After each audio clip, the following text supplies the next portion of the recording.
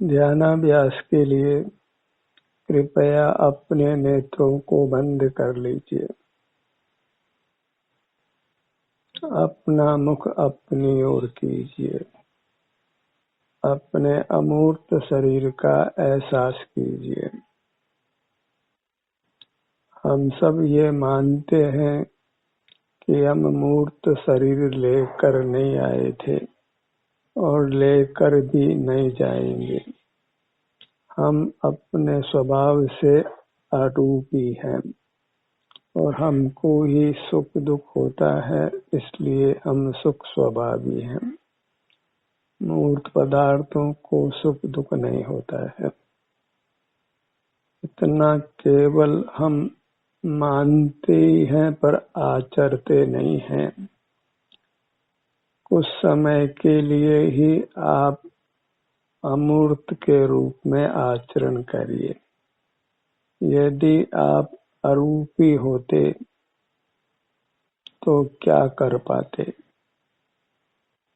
मूर्त इंद्रियों के अभाव में आप देख नहीं सकते थे, सुन नहीं सकते थे, सूंघ नहीं सकते थे, चख नहीं सकते थे, छू नहीं सकते थे। आपको भी कोई इंद्रिय द्वारों से देख नहीं सकता था, छू भी नहीं सकता था। आप स्वर यंत्र के बिना बोल भी नहीं सकते थे। कुछ बाहर के काम काज भी काय चेष्टा से जो आप करते हैं वो नहीं कर पाते। मूर्त मन के बिना आप विचार भी नहीं कर पाते। मूर्त मस्तिष्क के बिना आप कुछ स्मरण भी नहीं कर पाते। तो अरूपी जीव केवल अपने सुख को भोग सकता है। यदि आप मूर्त के बंधन से मुक्त होकर प्रकट अरूपी होना चाहते हैं तो अरूपी के रूप में जीना प्रारंभ करिए। केवल अपने सुख की अवस्था को भोगना है। सिर से पैरों तक जो भी आपके भीतर सुख की स्थिति है उसको आप भोग लीजिए। अन्य कुछ भी नहीं करना है। मूर्त जीव केवल अपने स्वरूप का आनंद भोग सकता है। अन्य कुछ भी ज्ञान और क्रिया करना संभव नहीं है। ज्ञान और क्रिया दोनों ही मूर्त के संबंध से जीव करता है। क्रिया नाम बोलने का है और काय चेष्टा करने का है। ज्ञान नाम इंद्रिय ज्ञान करने का है और विचार करने का है, स्मरण करने का है। ये सब मूर्त के पराधीनता से मूर्त के संबंध से होते हैं, जो हमारा शुद्ध स्वरूप नहीं है। 24 घंटे में कुछ ही मिनट अरूपी की तरह जीना है। फिर भले ही आप एक मिनट 2 मिनट जो भी आपके लिए संभव हो बढ़ाइए, पर अरूपी के रूप में जीना प्रारंभ करिए। कुछ देखना नहीं है, कुछ सुनना नहीं है, कुछ सूंघना नहीं है, कुछ चखना नहीं है, स्पर्श नहीं करना। वह अरूपी को संभव ही नहीं है। स्वर यंत्र के बिना बोलना संभव नहीं है। मूर्त काया के सद्भाव के बिना कुछ हिलना डुलना संभव नहीं है। आप सुख स्वभावी हैं तो केवल अपने सुख का अनुभव कर सकते हैं। तो अरूपी हैं और सुख स्वभावी हैं तो बस सिर से पैरों तक जो भी सुख की स्थिति है उसको आप कुछ मिनट के लिए ही भोगते हुए रहिए। तभी आप प्रकट अरूपी हो सकते हैं। अरूपी होना चाहें और जिए रूपी की तरह, रूपी की सहाय से, तो कभी भी आप अरूपी नहीं हो सकते हैं। जो भी मुक्त हो गए हैं वे सब प्रगट अरूपी हैं। वे राम हो कि महावीर हो, ऐसे अनंत जीव परमात्मा हो गए हैं। भले हम आज उनकी मूर्त के रूप में ही कल्पना करते हैं। जितने भी परमात्मा हुए हैं उनकी हम मूर्त प्रतिमा बनाकर आराधना करते हैं। तीर्थंकर हों कि जो मुक्त हो गए हुए बलदेव हों, चक्रवर्ती हों, सब के सब अब प्रकट अमूर्त हैं और आनंद को भोगते हैं। और जब हम भी अमूर्त ही हैं तो अपने आनंद को भोगते हुए रहना है। आंखें नहीं हैं, कान भी नहीं है, नासिका भी नहीं है, जिह्वा भी नहीं है, स्पर्शेंद्रिय भी नहीं है, मस्तिष्क भी नहीं है, मूर्त हाथ पैरों के जोड़ भी नहीं है, स्वर यंत्र नहीं है। ऐसा मानकर जीवन कुछ मिनट के लिए ही आपको जीना है। फिर स्वतः ही ये अरूपी जीवन का समय बढ़ेगा और बढ़ते बढ़ते आप प्रकट अरूपी होंगे और केवल सुख का अनुभव करेंगे। न फिर आप मूर्त से प्रभावित होंगे, न आप मूर्त को देखेंगे जानेंगे। कोई आपको देख नहीं सकेगा, छू नहीं सकेगा, कोई आपसे बात नहीं कर सकेगा, आप भी किसी से बात नहीं कर सकेंगे, हिलडुल नहीं सकेंगे, मौन होगा, निष्क्रिय अवस्था होगी, इंद्रिय ज्ञान से रहित जीवन होगा, कुछ स्मरण भी नहीं, कुछ विचार भी नहीं, केवल अपने आनंद का भोग होगा। सिर से पैरों तक आप आनंद को भोगेंगे। वही आप कुछ मिनट के लिए ही करिए। सिर से पैरों तक इतना आपका विस्तार है, यहाँ निवास करिए और आनंद को भोगिए। पर में निवास हम कर भी नहीं सकते हैं, भले हम मान लें कि हम घर में रह रहे हैं। वास्तव में हम घर के सन्मुख भले ही हों पर घर में नहीं रहते तो अपने सिर से पैरों तक ही हैं। बस इंद्रिय ज्ञान से ही हमको भ्रम होता है कि हम घर में रहते हैं, शहर में रहते हैं, देश में रहते हैं। हमने अपने आप को आचरण में अरूपी स्वीकार नहीं किया है, सुख स्वभावी स्वीकार नहीं किया है। जब हम स्वयं ही सुख स्वभावी हैं तो मूर्त पदार्थों का लक्ष्य कर फिर सुखी होने की कोई आवश्यकता नहीं है। मिश्री स्वयं ही मीठी है तो कौन से मीठे पदार्थ का सेवन उसने करना है। हम स्वयं ही सुख स्वभावी हैं तो सुख के लिए हमें अपना ही सेवन करना है और सुखी होना है। जगत के साथ व्यवहार हम करते हैं तो वह मूर्त शरीर के माध्यम से ही करते हैं और मूर्त शरीर हमारा स्वरूप नहीं है। प्रगट ही वो लेकर नहीं आए और लेकर नहीं जाएंगे। और प्रगट ही हम जानते हैं कि यह मूर्त शरीर अचेतन है, सुख स्वभावी नहीं है, हमसे अलग स्वभाव वाला है, विजाती है। और उसके माध्यम से जो हम सांसारिक जीवन जीते हैं तो संसार बना ही रहता है। कुछ समय का ही आप नियम लीजिए, वही नियम से नियम होगा कि मैं अरूपी की तरह कुछ क्षण जीवन यापन करूंगा। अरूपी जो कर सकता है वही मैं करूंगा।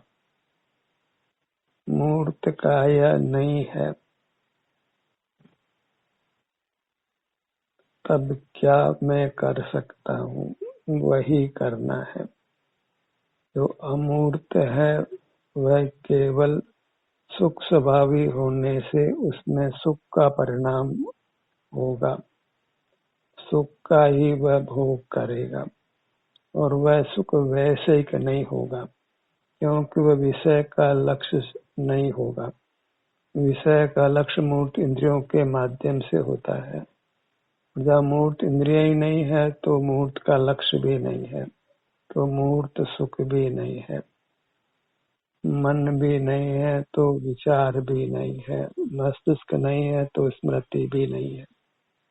कुछ जाना हुआ याद नहीं है, कुछ जान भी नहीं पा रहे हैं, कुछ विचार भी नहीं कर पा रहे हैं, कुछ बोल भी नहीं पा रहे हैं, किसी अन्य जीव को देख भी नहीं पा रहे हैं। कुछ भी पर के साथ व्यवहार अरूपी नहीं कर सकता है क्योंकि उसको देखने के लिए आंखें नहीं है, बोलने के लिए स्वर यंत्र नहीं है, कुछ वह दूसरे को सुन भी नहीं सकता है, कुछ सूंघ नहीं सकता है, चख नहीं सकता है। अमूर्त पैर भले ही हों पर उनमें हड्डियों के जोड़ नहीं होने से वह चल भी नहीं सकता है, हिलडुल भी नहीं सकता है, मूर्तिवत रहता है और आनंद को भोगता है। तो प्रतिमावत जीवन जीना है और इंद्रिय द्वारों का कार्य नहीं करना है, मन का कार्य भी नहीं करना है, वचन का कार्य भी नहीं करना है, स्मृति का कार्य भी नहीं करना है, कुछ काय चेष्टा नहीं करना है। केवल सुख भाव होने से अपने सुख को भोगना है। सुख स्वभाव का अर्थ ही सुख का अनुभव होना है।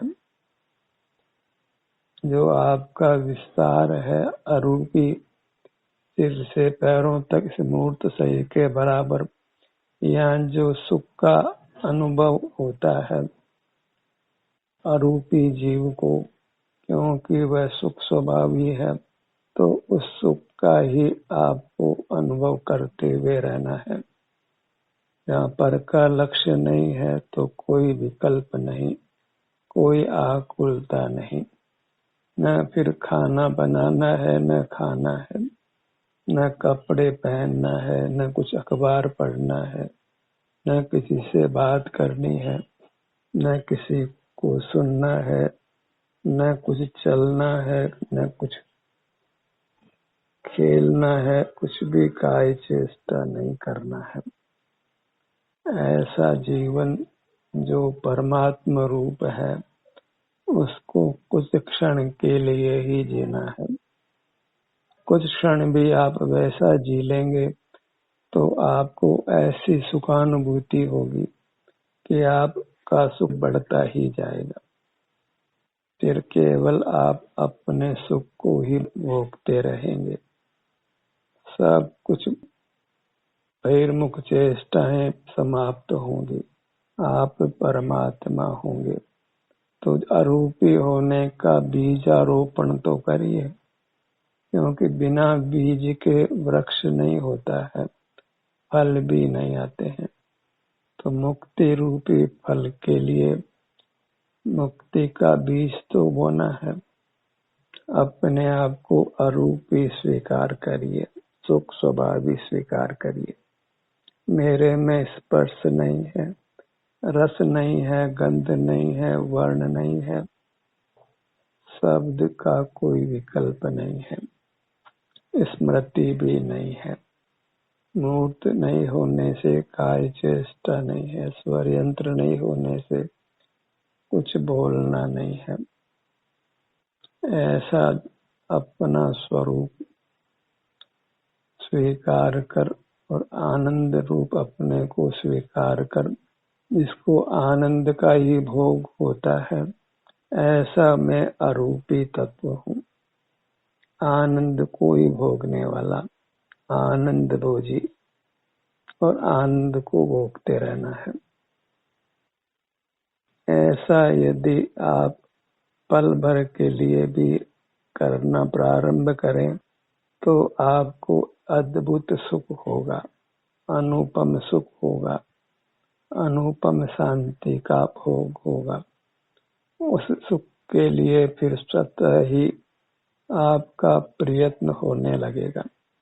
बिना चेष्टा के ही फिर आपको सुख होगा। दो ही मान्यता के चलते आप परमात्मा होंगे। एक तो मैं अरूपी हूँ और दूसरा मैं सुख स्वभावी हूँ, और क्षेत्र की अपेक्षा प्राप्त मूर्त सही के बराबर हूँ।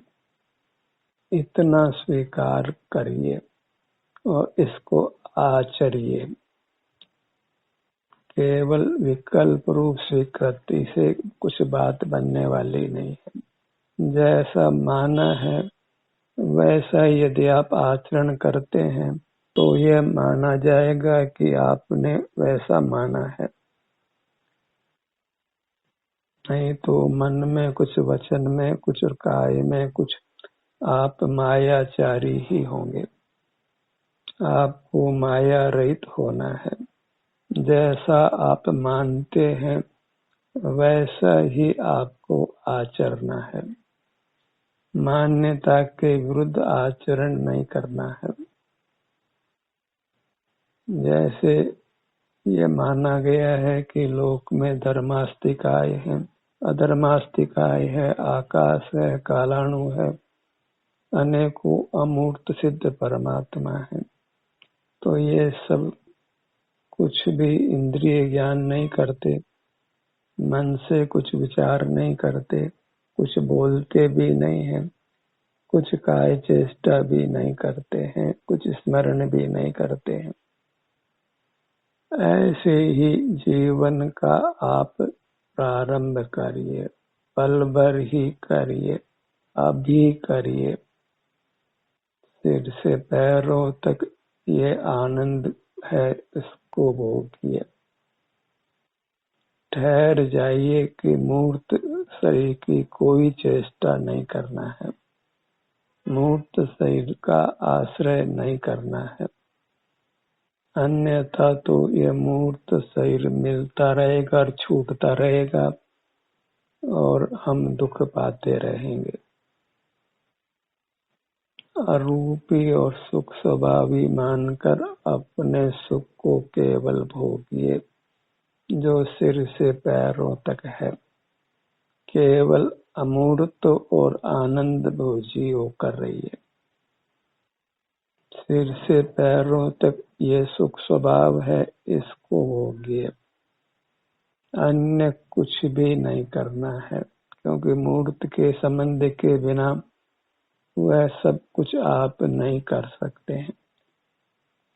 उस समय के लिए ही मान लीजिए कि आप परमात्मा हो गए हैं। जिस परमात्मा की आप इच्छा करते हैं वह परमात्मा आप हो गए हैं। अब मूर्त शरीर नहीं है, इंद्रियां नहीं है, स्वर यंत्र भी नहीं है, मूर्त हाथ पैर भी नहीं है, मूर्त मन और मस्तिष्क भी नहीं है। लोग के साथ फिर व्यवहार नहीं हो सकता है और आप सुख स्वभावी होने से परमात्मा को केवल सुख का भोग होता है। तो आप परमात्मा हो गए हैं और आपको सर्वांग में सुख का अनुभव हो रहा है। ऐसा मानकर कुछ समय जीवन यापन करिए। मैं वह हूँ जो है भगवान, जो मैं हूँ वह है भगवान। मैं भगवान हो गया हूँ। बस एक ऐसा चिंतन झूठा भी नहीं है, क्योंकि हम अपने मूल स्वरूप से भगवान ही हैं। तो मूर्त के संबंध से हम मनुष्य हैं, स्त्री हैं, पुरुष हैं, बोल पा रहे हैं, देख पा रहे हैं, काय चेष्टा कर पा रहे हैं, और ये सब हो रहा है तो इसके फल में बारंबार मूर्त शरीर ही मिलता है। जब मूर्त का आश्रय नहीं छोड़ते तो मूर्त मिलता ही रहेगा। मूर्त का आश्रय छोड़कर ही हम मूर्त से मुक्त हो सकते हैं। तो इसी मान्यता को दृढ़ करके उसको आचरना है कि मैं अरूपी हूँ और सुख स्वभावी हूँ, अन्य कुछ भी नहीं हूँ, कोई मूर्त का संबंध नहीं है, मैं परमात्मा हो गया हूँ। माना कि मैं परमात्मा हो गया हूँ। जैसे गणित का सवाल सॉल्व करते हैं तो माना कि मूलधन 100 रुपए है, ऐसे कि माना कि मैं अरूपी हूँ और सुख स्वरूपी हूँ, और ये तो मान्यता सत्यार्थ भी है। वास्तव में ही हम अरूपी हैं और सुख स्वभावी हैं। ये तो मूर्त के संबंध से कुछ नाना अन्य परिणाम हमारे में घट रहे हैं। मूर्त का संबंध नहीं हो तो वे सब परिणाम होना संभव नहीं है जो आज हम कर रहे हैं। ऐसे जो मूर्त के सद्भाव से हम नाना चेष्टाएं कर रहे हैं, उसको क्षण भर के लिए तो विराम दीजिए, तभी आप अपने उत्तम सुख को भोग पाएंगे। उत्तम सुख वृद्धिगत होगा, पूर्ण होगा, और आप प्रगट अरूपी होंगे। केवल शब्दों में अरूपी नहीं होना है, शब्दों में ही अपने को आनंद स्वभावी नहीं मानना है, उसको आचरना है। बिना क्रियान्वयन के किसी मान्यता का कोई लाभ नहीं, हानि ही है। जैसा अपना स्वरूप है और हमने उसको स्वीकार भी किया है, तो वैसा जीवन जीना प्रारंभ करिए।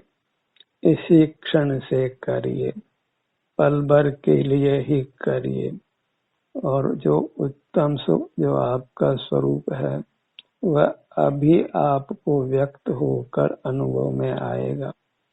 और सिद्धानंद रस का पान करने पर उस रस की आपको क्षुधा जागृत होगी, प्यास होगी, फिर उस रस के बिना, उस सुख के बिना आप नहीं रह पाएंगे। उस रस का ही फिर बारंबार आप सेवन करना चाहेंगे। फिर बाहर की सब क्रियाएं आपको दुख रूप लगेंगी, बाहर रूप लगेंगी, आपके सुख में बाधक लगेंगी। उस बाधा को फिर आप उत्पन्न नहीं करेंगे, फिर आप सिमट कर अपनी शांति को ही भोगेंगे। यही हमको ध्यानाभ्यास में करना है। इसके अतिरिक्त ध्यान का कोई दूसरा स्वरूप भी नहीं है। ध्यान निर्विकल्प रहना है, कुछ भी विकल्प नहीं करना है, और प्राप्त मूर्त शरीर को बिल्कुल उपयोग में नहीं लेना है। ये मानकर ही ध्यानाभ्यास प्रारंभ करना है कि मैं अरूपी हूँ और सुख स्वभावी हूँ। मूर्त शरीर का मुझको कोई संबंध नहीं है। मैं अपने स्वभाव से आनंद भोगता हूँ, चिदानंद हूँ। आनंद को भोगना ही मेरा रूप है। कुछ भी दुख नहीं है, आकुलता नहीं। राग आदि का होना ही आकुलता है। मूर्त शरीर के संबंध से ही वेदना होती है, और जब मूर्त शरीर ही नहीं है तो शरीर में कोई वेदना नहीं है। कोई रागादिक नहीं है, क्योंकि मूर्त को देखा जाना नहीं है तो रागादिक भी नहीं है। तो आप वीतराग हैं, वेदना रहित हैं और परम शांति का उद्भव होता है, उसको आप भोग रहे हैं। ऐसे आनंद के पलों को जीना प्रारंभ करिए, जो आनंद आपका अपना होगा, जो आपका अपना स्वरूप है, जिसमें किसी मूर्त की साई नहीं है, अन्य जीवों की साई नहीं है, किसी परमात्मा की कृपा से भी नहीं है, किसी के आशीर्वाद से भी नहीं है। वह आपका अपना स्वरूप है, आपकी अपनी निधि है, जिसको आप भोग रहे हैं। तो फिर वो कृतज्ञता का भी कोई विकल्प नहीं है, केवल आनंद का ही भोग है। ऐसे जीवन को हमने प्रारंभ करना है, वही ध्यानाभ्यास करना है। ध्यान का सत्र यही समाप्त होता है।